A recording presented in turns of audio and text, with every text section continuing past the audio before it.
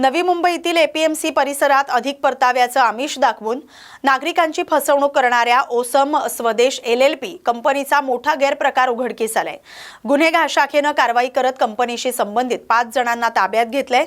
सुमारे 4,500 नागरिकांकडून तब्बल 47 कोटी रुपयांची गुंतवणूक उभी केल्याचं तपासात समोर आलंय। गुंतवणूकदार डायमंड आणि दरमहा निश्चित परतावा देण्याचं आमिष दाखवण्यात आलं होतं, मात्र आश्वासनाप्रमाणे परतावा न देता कमी प्रतीचं डायमंड देण्यात आल्याचं उघड झालं। त्यानंतर हा फसवणुकीचा प्रकार समोर आलाय। तक्रारीनंतर पोलिसांनी कारवाई करत 5 आरोपींना अटक केली। काही एजंट अद्याप फरार आहेत। या प्रकरणाचा पुढील तपास सुरू आहे। एपीएमसी पोलीस स्टेशन अंतर्गत अक्षर बिझनेस पार्क या ठिकाणी ऑसम स्वदेश एलएलपी नावाची कंपनी आहे आणि ती कंपनी नागरिकांची फसवणूक करत असल्याबाबतची माहिती निनावी माहिती आपल्या आर्थिक गुप्तवार्ता कक्ष यांना मिळाली। सदर माहितीच्या अनुषंगाने माननीय पोलीस आयुक्त श्री मिलिंद भारंबे सर यांनी त्याची पूर्ण शहानिशा करून योग्य ती कारवाई करण्याबाबतचे आदेश दिले। त्याच्या अनुषंगाने त्या निनावी बातमीच्या अनुषंगाने निनावी अर्जाच्या अनुषंगाने आमचे एक पोलीस अंमलदार त्या ठिकाणी आपण पाठवले। सदर अंमलदारांनी त्या ठिकाणी जाऊन खात्री केली असता सदर ठिकाणी 1 लाख रुपये घेऊन एक हिरा सदर याच्यामध्ये दिला जात होता आणि एका वर्षी म्हणजे पहिल्या वर्षी हिरा घेतल्यानंतर प्रति महिना 500 रुपये आणि दुसऱ्या वर्षी प्रति महिना 6,000 रुपये एवढे रिटर्न्स त्या एलएलपी कडनं दिले जात होते आणि सोबतच कुठलाही ग्राहक एक्स्ट्रा ग्राहक त्या ठिकाणी आणल्यानंतर प्रत्येक ग्राहकाच्या पाठीमागे प्रति महिना 2,000 रुपये आणि इन्सेंटिव्ह म्हणून 2,000 रुपये असे 6,000 रुपये प्रति महिना पुढील 10 महिन्यासाठी दिले असल्याच्या बाबतची खात्रीलायक माहिती प्राप्त झाली। तसे पुरावे आपल्याकडे मिळाले। त्याच्या अनुषंगाने आपले आर्थिक गुप्तवार्ता कक्षाचे एपीआय गोरे आणि युनिटेकचे आमचे आर्थिक गुन्हे शाखा युनिटेकचे श्री पीआय श्री निकम, एपीआय श्री इंगळे आणि त्यांची पूर्ण टीम यांनी त्या ठिकाणी छापा टाकला। त्या ठिकाणी छापा टाकल्यानंतर जी वस्तुस्थिती होती ती अशी निष्पन्न झाली की 1 लाख रुपये घेतल्यानंतर सदर व्यक्तीने एक डायमंड दिला जातो। त्या डायमंडची बाजारातली किंमत ही साधारणतः 20,000 रुपये होते। म्हणजे 20,000 रुपयाचं डायमंड सदर व्यक्ती हा 1 लाखाला विकत होता आणि त्यानंतर प्रति महिना 5,000 रुपये आणि नेक्स्ट इयर प्रति महिना 6,000 रुपये एवढे पैसे देत होता। अशा पद्धतीने जी फसवणूक चाललेली होती हे निष्पन्न झालं। सदर जी ऑसम स्वदेश एलएलपी जी आहे ती एलएलपी त्याच्यामध्ये पार्टनर श्री सुनील पालवे, जयेंद्र गंबे, आशिष बर्वे आणि अमोल जाधव असे 4 असल्याचं आतापर्यंत निष्पन्न झालंय।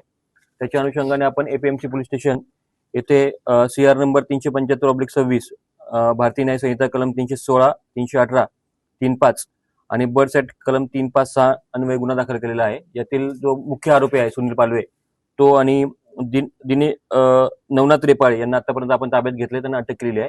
सदर आरोपींची एकूण 27 तारखेपर्यंत आपल्याला पोलीस कोठडी रिमांड मिळालेला आहे आणि प्राथमिक तपासामध्ये आतापर्यंत 48 कोटीची फसवणूक असल्याचं निष्पन्न झालेलं आहे आणि साधारणतः 4,500 गुंतवणूकदारांनी याच्यामध्ये गुंतवणूक केलेली असल्याचे निष्पन्न झालेलं आहे। सदर गुन्ह्यामध्ये माहिती निनावी होती आणि आपल्या तपासातनं जे पोलीस अंमलदार होते यांनीच पुढील जी लोकांची फसवणूक आहे ती टाळण्याच्या अनुषंगाने आपण त्या ठिकाणी धाड मारली आणि धाड घेतल्यानंतर आपण तो गुन्हा दाखल करण्यात आलेला आहे। आता 1-2 इन्व्हेस्टर्स आपल्याला अप्रोच झालेले आहेत। अजून आपल्या मार्फतीने मी सर्व नागरिकांना जे फसवणूक झालेले व्यक्ती यांना रिक्वेस्ट करतो, विनंती करतो की आपण आर्थिक गुन्हे शाखा पोलीस आयुक्तालय नवी मुंबई या ठिकाणी संपर्क साधावा आणि आपली तक्रार नोंदवावी। सदर घटना ही 2023 पासून त्यांच्या पहिल्यांदा प्रॉपर्टीशिप होती सुनील पालवे याची आणि 2025 साली त्यांनी त्याचं एलएलपी मध्ये रजिस्ट्रेशन केलं आरओसी मध्ये। साधारणतः हा घोटाळा आतापर्यंत निष्पन्न झालाय की 2023 पासून चालू आहे। सदर घटनेमध्ये असं निष्पन्न झालंय की ऑफिस हे अक्षर बिझनेस पार्क या ठिकाणी एकाच ठिकाणी होतं, परंतु त्यांनी याचे सेमिनार्स बऱ्याच ठिकाणी घेतले। त्याच्यामध्ये मुंबई आहे, गुजरात आहे, पुण्यात घेतलेले आहेत, कर्नाटकमध्ये काही ठिकाणी त्यांनी सेमिनार घेतलेले आहेत आणि गुंतवणूकदार आकर्षित करण्याचा प्रयत्न केलेला आहे। या बातमीसोबतच न्यूज मराठी विशेष बातमीपत्रात आता इथेच थांबतोय। अशाच महत्त्वाच्या बातम्यांसाठी पाहत राहा न्यूज मराठी 24/7। नवा भारत, नवा विचार। दिल्लीतील जंतर मंतर इथं आंदोलन करणाऱ्या विद्यार्थ्यांवरील कथित लाठीचार्जच्या निषेधार्थ जळगाव जिल्ह्यातील पाचोरा इथं वंचित बहुजन आघाडीच्या वतीनं आंदोलन करण्यात आलं। यावेळी विद्यार्थ्यांच्या मागण्यांना पाठिंबा देत केंद्र सरकार विरोधात घोषणाबाजी करण्यात आली। वंचित बहुजन आघाडीचे राष्ट्रीय अध्यक्ष ॲडव्होकेट बाळासाहेब आंबेडकर यांनी दिलेल्या महाराष्ट्र बंदच्या हाकेला पाठिंबा दर्शवत पाचोरा शहरात कार्यकर्ते आणि पदाधिकाऱ्यांनी आंदोलन केलंय। नागरिकांना शांततेच्या मार्गाने बंद पाळण्याचं आवाहन करण्यात आलंय। विद्यार्थ्यांच्या मागण्यांकडे केंद्र सरकारनं गांभीर्यानं लक्ष द्यावं, कथित लाठीचार्जची निष्पक्ष चौकशी करावी आणि दोषींवर कारवाई करावी अशी मागणी आंदोलनकर्त्यांनी केली आहे। गेल्या 21 तारखेपासून सामाजिक कार्यकर्ते आणि थोर विद्वान सोनम वांगचुक यांचे उपोषण सुरू होते। त्या उपोषणाला सर्वच विरोधातील पक्ष संघटनांनी आणि विद्यार्थ्यांनी उत्स्फूर्त असा पाठिंबा दिलेला होता। तर सोनम वांगचुक यांचे उपोषण चिघळवण्यासाठी केंद्र सरकारने पोलिसांचा वापर करून त्यांना अक्षरशः व्हाईट चादरीमध्ये उचलून घेऊन गेले। याचा सर्वप्रथम मी वंचित बहुजन आघाडीतर्फे निषेध करतो। तसेच त्या ठिकाणी उपस्थित असलेले विद्यार्थी आणि विद्यार्थिनी यांचं शांततापूर्ण आणि लोकशाही मार्गाने जे आंदोलन सुरू होतं ते चिरडण्यासाठी या सरकारने पोलिसांना हाताशी धरून अत्यंत त्या मुलामुलींना आमच्या मुलींसारखे ते विद्यार्थी होते त्यांना अमानुष असे लाठीचार्ज करून मारहाण केलेली आहे। अर्वाच्य भाषा वापरण्यात आलेली आहे। पोलिसांमध्ये काही RSSचे आणि बजरंग दलाचे गुंडसुद्धा त्या ठिकाणी दिसून आलेले आहे। त्याचासुद्धा या ठिकाणी निषेध करतो आणि ते आंदोलन चिरडण्याचा जो सरकारने असफल असा प्रयत्न केलेला आहे त्याचा निषेध करण्यासाठी वंचित बहुजन आघाडीचे राष्ट्रीय नेते ॲडव्होकेट श्रद्धेय लोकनेते ॲडव्होकेट बाळासाहेब आंबेडकर यांनी जो उद्याचा महाराष्ट्र बंद पुकारलेला आहे त्याला पाचोरा तालुक्यामधून सुद्धा उत्स्फूर्त प्रतिसाद मिळणार आहे। तरी मी शहरातील सर्व समविचारी पक्ष संघटनांना विनंती करतो त्यांनी सुद्धा या बंदमध्ये सामील व्हावे। व्यापारी बांधवांना विनंती करतो त्यांनी सुद्धा आम्हाला सहकार्य करावे आणि या ठिकाणी उपस्थित असलेले समाजातील कार्यकर्ते रामदास भाऊ गायकवाड आणि वंचित बहुजन आघाडीचे तालुका अध्यक्ष संदीप भाऊ जाधव, सामाजिक कार्यकर्ते, युवक कार्यकर्ते आकाश नन्नवरे, वंचित बहुजन आघाडीचे तालुक्याचे महासचिव अमोल आहिरे, तसेच भारिप बहुजन महासंघाचे तालुक्याचे महासचिव माजी महासचिव सुनील भाऊ सुरडकर, आम्ही हे सर्व मिळून आणि मी स्वतः वंचित बहुजन आघाडीचा जिल्हा उपाध्यक्ष या नात्याने या पोलिसांचा, या केंद्र सरकारचा आणि या विद्यार्थ्यांवर झालेल्या अन्यायाचा जाहीर निषेध करतो। आणि नीट ही परीक्षा अक्षरशः विद्यार्थी रात्रीचा दिवस करून त्या अभ्यास करतात आणि तो पेपर फुटतो म्हणजे त्यांच्यावर काय बितत असं याचा सुद्धा विचार आपण करायला पाहिजे। तर बंधूंना मी सर्व पाचोरावासियांना समविचारी पक्ष संघटनांना विनंती करतो उद्याच्या बंदमध्ये मोठ्या संख्येने आपण सामील होऊन शांततेच्या मार्गाने वंचित बहुजन आघाडीचे कार्यकर्ते हा बंद यशस्वी करतील अशी ग्वाही देतो। येथे थांबतो। जय भीम। गेल्या काही दिवसापासून कॉंग्रेस जनता पार्टी म्हणजे जे आपले तरुण वर्ग आहे ह्या तरुण वर्ग शिक्षणाच्या अधिकारासाठी जंतर मंतर इथं भांडत आहे। म्हणजे आपल्याला शिक्षणाच्या अधिकारासाठी ह्या देशाची व्यवस्था आहे प्रत्येक ठिकाणी करप्टेड आहे आणि हेच धर्मेंद्र प्रधान यांनी सुद्धा नीट पेपरचा लीक करून ह्या देशात भ्रष्टाचाराचा एक संदेश दिलेला आहे। या कॉंग्रेस जनता पार्टीने भलं मोठं आंदोलन उभं करून प्रत्येक जाती धर्माच्या पोरांना एकत्रित करून मोठं आंदोलन उभं केलेलं आहे।